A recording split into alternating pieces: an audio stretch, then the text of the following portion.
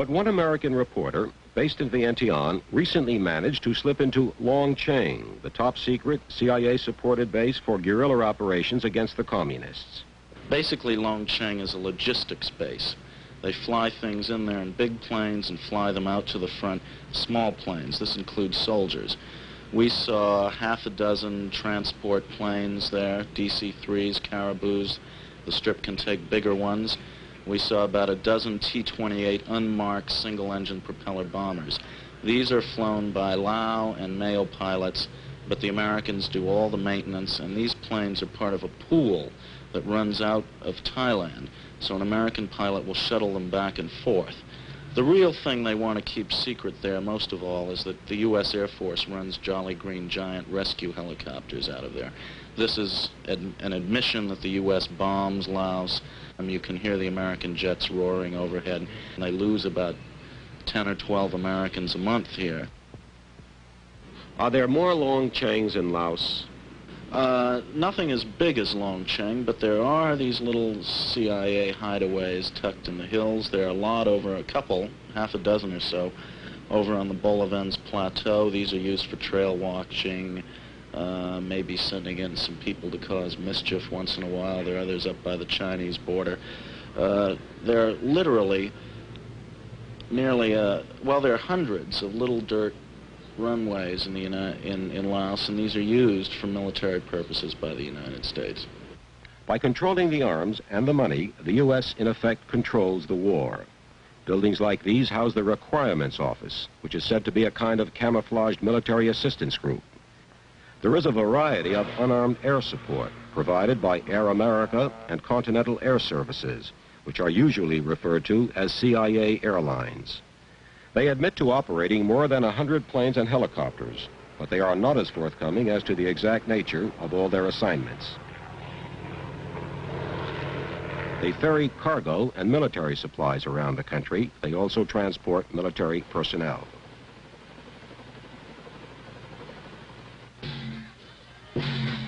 The people of Vientiane and Laos have been described as the least urgent souls on earth. To hurry, to be desperate or frantic, the way a Westerner might be in the face of crisis, is looked upon with national embarrassment as a confession of human bankruptcy. Vientiane is a city that can live side by side with its worst enemies. On one of the most locally expensive pieces of real estate in town, you find the official residence of the communist Pathet Lao, and its objective is nothing less than taking over the country. And not far away, another anomaly, you find the Pathet Lao's accomplices, the embassy of North Vietnam. Even the North Vietnamese may be a bit perplexed to find themselves sharing a capital with the embassy of South Vietnam just a few dusty streets away. That is Laos. What else is Laos is that you can find the embassy of Communist China in the midst of all this. And everyone knows that Peking helped supply the guns to the Pathet Lao and to the North Vietnamese in their effort to make Laos a communist state. The Greater Vientiane panorama is filled with odd political economic contrasts. There are Laos who will quickly agree, but they know too that the Laos are powerless. They are very scared. They know that there is war in this country and most of them are affected. But they feel that they are not capable to influence the course of the events. A funeral in Vientiane for a cabinet minister's pilot's son. It's reported by Americans here that the Laos in recent months have been losing an average of more than 10 men a day, killed in action fighting the enemy. In a country of less than 3 million people, that's a lot of war death. For the United States, one major priority in Laos has been to try to interdict the heavy flow of Hanoi's men and material down the Ho Chi Minh Trail. Spilling North Vietnamese blood on the trail would save American blood in South Vietnam. But the question now is whether Hanoi will follow up its latest successful offensive in Laos. There isn't an American in the country who doesn't believe that Hanoi, if it should make that critical decision, could cut through the Royal Lao forces and the U.S. bombing and reach the Mekong River. What would the U.S. do then? Escalate in Laos? Get out? What? That is the agonizing question that North Vietnam can fling at the White House. Bernard Kalb, CBS News, Vientiane. At the time of the Geneva Agreements in 1962, the United States accepted Prince Suvarnabhuma as prime minister with some reluctance. He was a neutralist, but he seemed to be more neutral on the side of the communists. Indeed, he was their candidate. Since then, he has emerged as a pro-Western nationalist. If his position is now threatened by the growing North Vietnamese strength in Laos, Suvarnabhuma did not admit it to CBS News correspondent Bill McLaughlin. Il faut tout de même pas trop Despite everything, donner d'importance we should not give too much importance à cette to this offensive. offensive. Évidemment, Of course, nous avons perdu we have des lost hommes. men. Évidemment, nous avons Of course, perdu we've lost some des ground. territoires. Mais But so far, jusqu'à présent, it has not ça ne dépasse pas exceeded the range of normal le offensives. degré des offensives normales. Je ne pense pas I don't think que cette façon that the way d'agir North du Vietnam is Vietnam acting donne l'indication gives any indication que le Nord-Vietnam, oui, that the North Vietnamese wish to commit the U.S. les États-Unis more deeply in the war in en Indochina. Indochine. Would you know what the extent of the U.S. military involvement in Laos is? Do you know what the United States is doing here? Oui, Yes, quand when le need besoin se fait arises, sentir, nous demandons we l'aide ask for matérielle material aid. et nous demandons We ask également also for the l'intervention intervention de l'aviation of U.S. Air américaine Forces pour surveiller for les surveillance against infiltration and, if necessary, to bomb the invaders. What do you think would happen to Laos if there was no U.S. air support? Si nous sommes If livrés à we were nous-mêmes, left to ourselves, the whole tout le country pays deviendra would come communiste. communist. Tout le pays The sera whole envahi par country le would be Nord-Vietnam. invaded by North Vietnam. Mais c'est le devoir However, des it's the duty of the États-Unis United States to de protect nous us. protéger.